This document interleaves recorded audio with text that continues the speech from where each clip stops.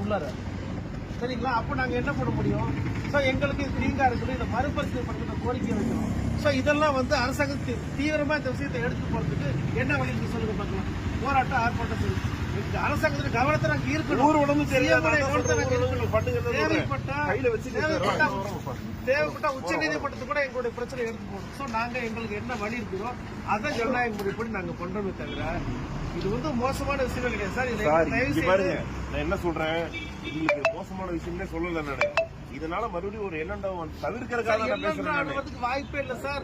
100% வராது. நாங்க எந்த விதமான வயலன்ஸ்ல நாங்க ஈடுபடவே மாட்டோம். ஆனா எங்களுடைய எதிர்ப்பை எந்த வகையில தீவிரமா சொல்லணுமோ, ஸ்ட்ராங்கா சொல்லணுமோ சொல்லுவோம்.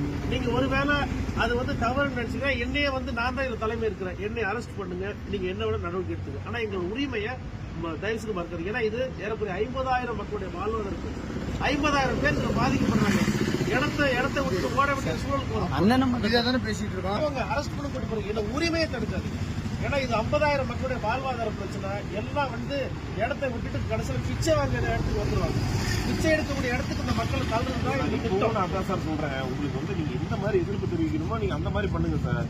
அதை விட்டு போட்டு போர்ஸ்ஃபுல்லா அவங்களே ஒருத்தர நீங்க காட்டுங்க டவுன்ல இந்த மாதிரி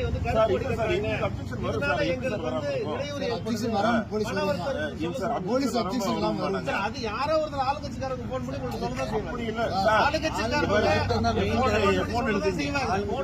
நீங்களே பாருங்க. நிச்சயமா வந்திருக்கு சார்.